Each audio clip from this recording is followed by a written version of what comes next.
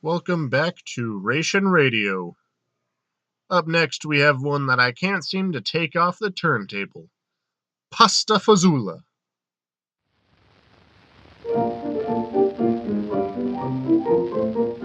Good morning, Paisan. Buongiorno, signore. Come state? Oh, I'm fine. Come state you, Paisan? Oh, molto bene. Hey, what are you doing anyhow? You working? Work? Oh, boss, I got to find a job now. Yeah? I'm a politician. What do you mean you're a politician? Oh, I got a swell job. I'm politician the boulevard.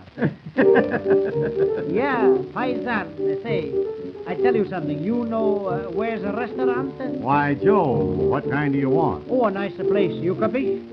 Where they make Italian dishes. Well, now there's Tony's, do you see? Where? 2 blocks down the street. All right, goodbye. That's a place for me. Well, what are you going to eat? Pasta fazola. Will you tell me what you mean? Sure, I tell. Pasta fazola. That's a noodle and a navy bean.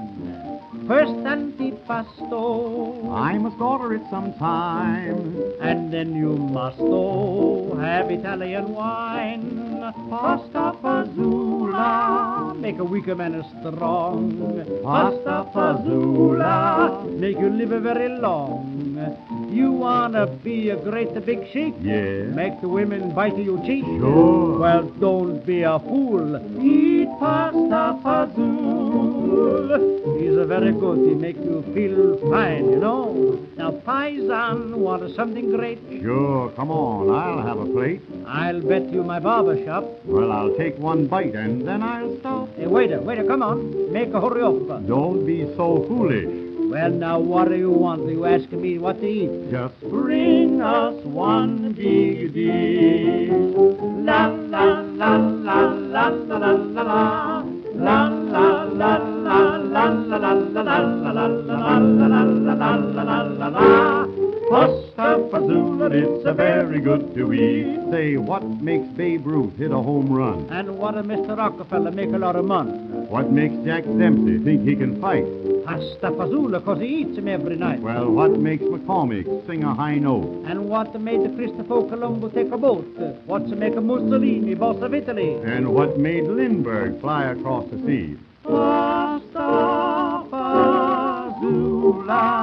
We will tell you what we mean. Pasta fazola, noodle and a navy bean. First antipasto, you must order it sometime. And then you must have Italian wine. Pasta fazola, make a weaker man strong. Pasta fazola, make you live a very long. And if you want a great big chest, Push the buttons off of your vest.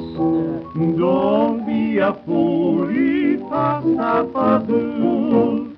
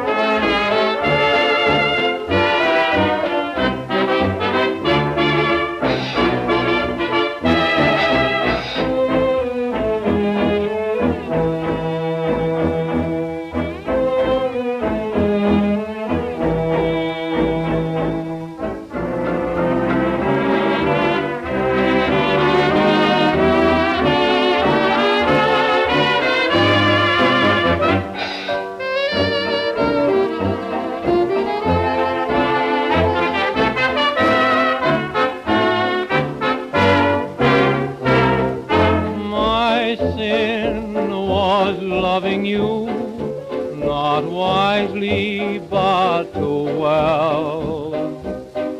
Your sin was letting me and getting me in your spell. Our sin was following a love that could not be. Now my sin is wanting you, though you've forgotten me.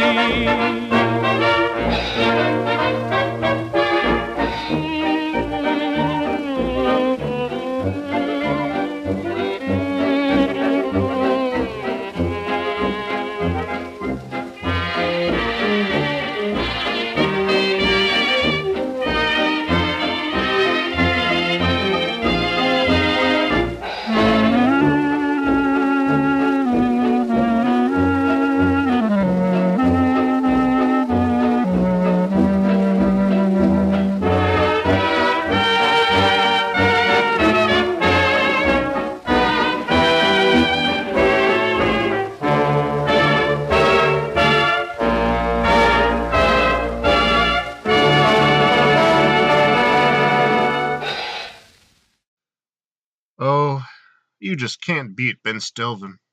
Up next is an Edison Diamond Disc. This disc in particular was one of my first. Unfortunately, the original owner played it with his Victorola. So I was out of luck until while browsing around eBay, I found a whole lot of disc, and this one in particular happened to be on top of the stack. I hope you guys enjoy.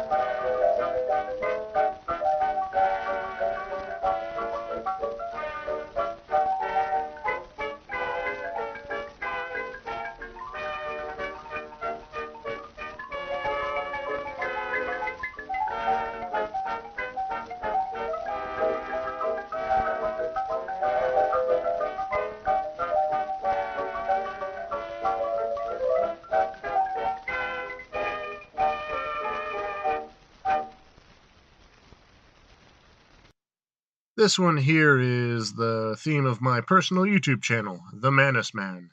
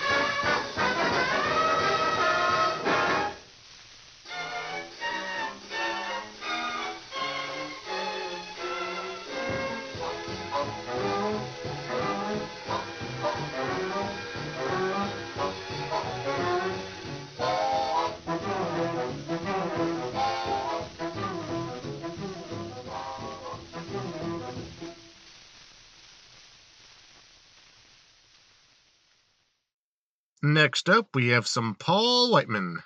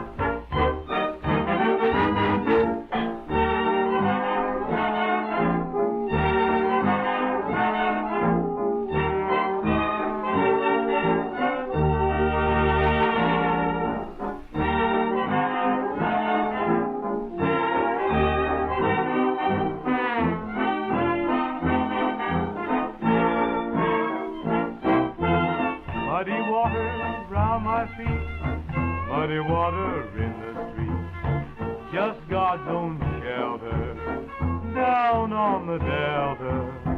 Muddy water in my shoes, rocking to those low down blues.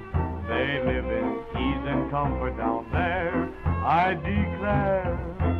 Been away a year today to wander and roam. I don't care, it's muddy there, but still it's my home. Got my toes turned Dixie way, round that delta let me lay. my heart cries out for muddy water.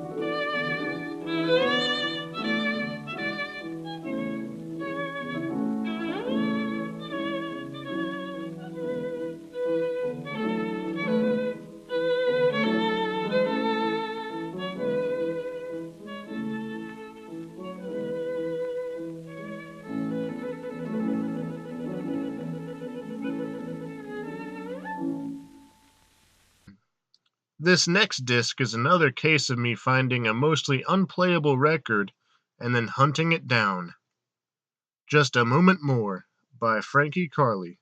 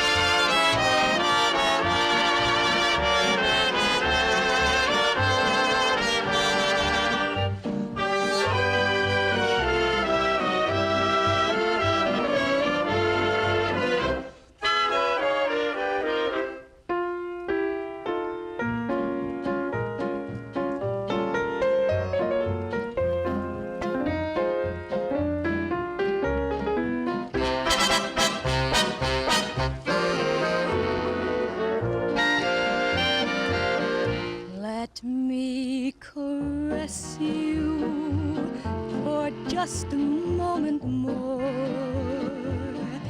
Let my arms press you for just a moment more.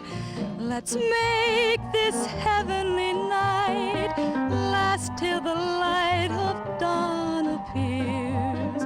I know if I had the right, I'd make it last 1,000 years. How I desire love for just a moment more. I'll never tire of this wanting more and more. And so long for the day when you will say you will be loving me forever, and just a moment more.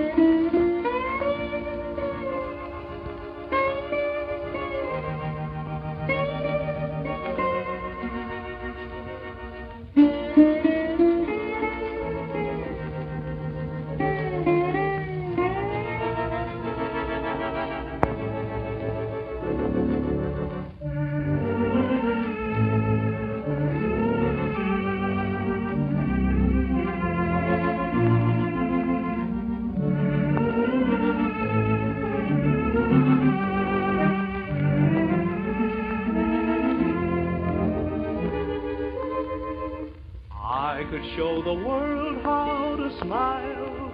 I could be glad all of the while.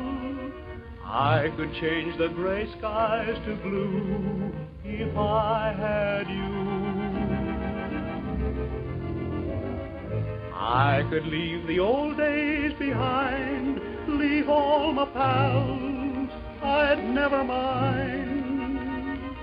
I could start my life all anew if I had you. I could climb the snow-capped mountains, sail a mighty ocean wide. I could cross the burning desert if I had you by my side. I could be a king, dear, uncrowned, humble or poor, rich or renowned. There's just nothing I couldn't do if I had you.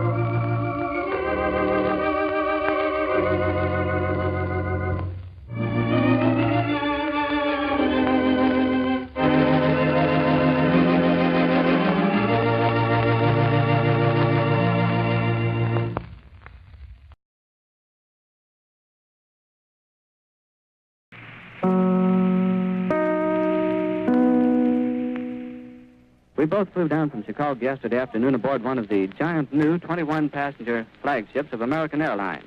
It took us only 3 hours, 55 minutes to fly non-stop from Chicago to New York. When we landed at Newark, we found another flagship of American Airlines waiting to take us to Lakehurst with our equipment when we were ready to go. And incidentally, American Airlines is the only airline in the United States which makes connections with the Hindenburg.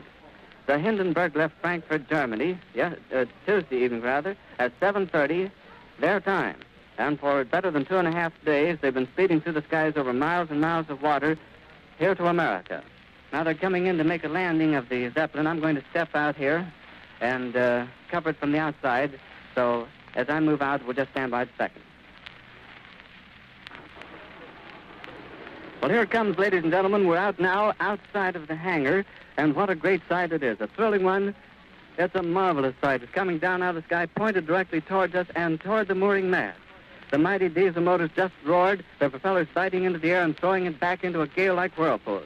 No wonder this great floating palace can travel through the air at such a speed with these powerful motors behind it.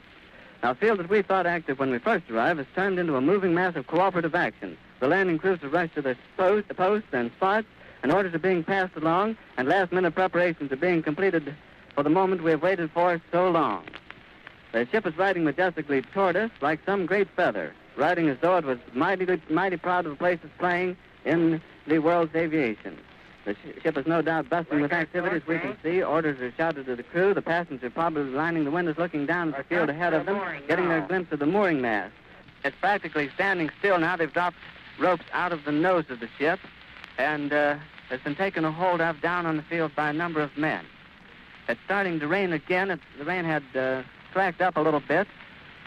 The back motors of the ship are just holding it just enough to keep it from... It bursts into flames. Get it started. It's crashing terrible. Oh, my, get out of the way, please. It's bursting into flames, and it's falling on the mooring mast and all the folks between it. This is terrible. This is one of the worst catastrophes in the world. Oh, it's flashing 400 or 500 feet into the sky, and it's a terrific crash, ladies and gentlemen. The smoke and the flames now, and the frame is crashing to the ground, not quite to the mooring mast. All the humanity and all the passengers screaming around here. I can't talk to people. His friends are out there. I can't talk, ladies and gentlemen. Honest, it's just laying there, a mass of smoking wreckage.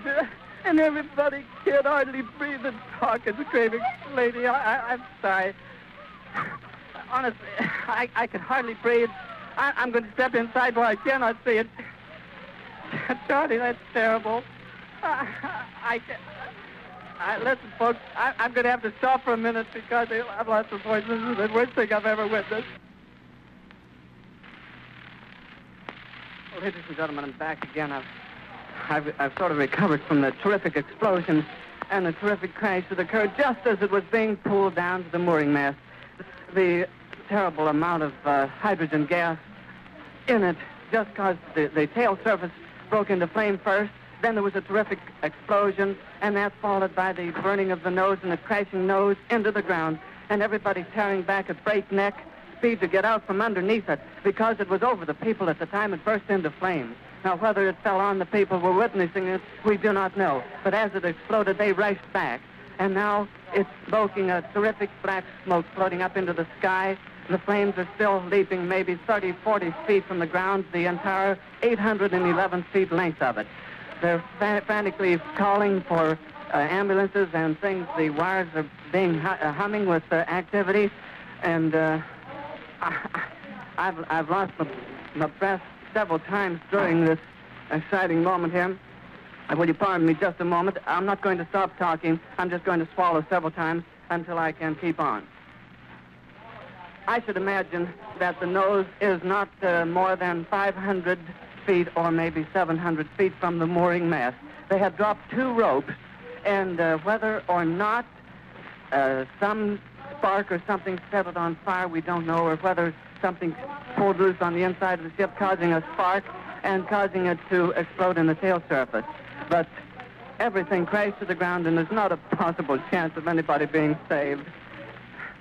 I wish I could stop in just a moment and see if I can get my breath again. And Charlie, if you'll fade it out just a minute, I'll come back with more description, ladies and gentlemen. Ladies and gentlemen, I'm back again. I raced down to the burning ship, and just as I walked up to the ship, climbed over the picket lines, I met a man coming out, dazed. He couldn't find his way. I grabbed a hold of him. It's Philip Mangone, A-N-G-O-N-E, of New York. Philip Mangone. He's burned terribly in the hands, and he's burned terribly in the face. His eyebrows and all his hair is burned off, but he's walking and talking plainly and distinctly, and he told me he jumped.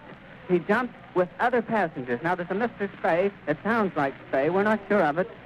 And he also got out. Now, it is my sincere hope the majority of the passengers jumped when it came close to the ground, according to what Mr. Mangone told me.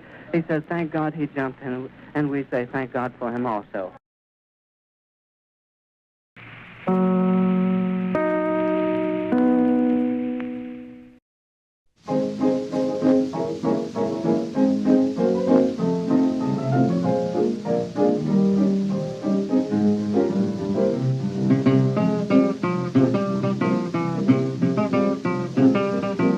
The night's all right, the day's all right, the world's all right, and I'm all right. I'm gonna be so happy, I know. This morning I looked at the sky and heard the blackbird say goodbye and heard the bluebird saying hello. Listen, can't you hear them singing above? They just learned that I've been lucky in love. All day long I sing a song because nothing's wrong. My blackbirds are bluebirds now. Bad luck's gone on his way, good luck had to come back to stay. My blackbirds are bluebirds now. Told the little whippoorwill, told the pretty daffodil, told the preacher on the hill, the wedding's Sunday, honeymoon's Monday, yes sirree, life's worthwhile. Look at me with a great big smile, my blackbirds are bluebirds now.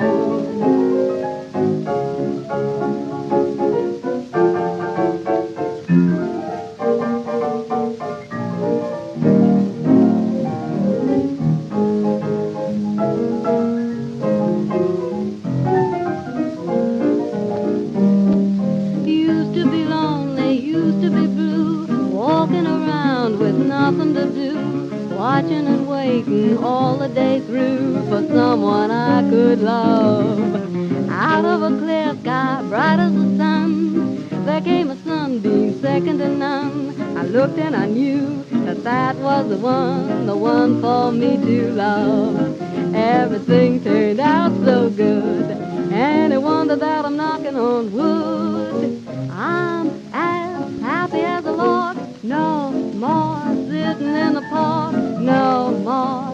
Hiding in the dark, his father, mother, sister, and his brother all said yes. We said yes, and yes, I guess means happiness. My blackbird's all happy little bluebird now. That's all. Thanks for listening in on this broadcast preview. Any comments, thoughts, or ideas, please comment below. I am Ryan Dorn, and this is Reation Radio.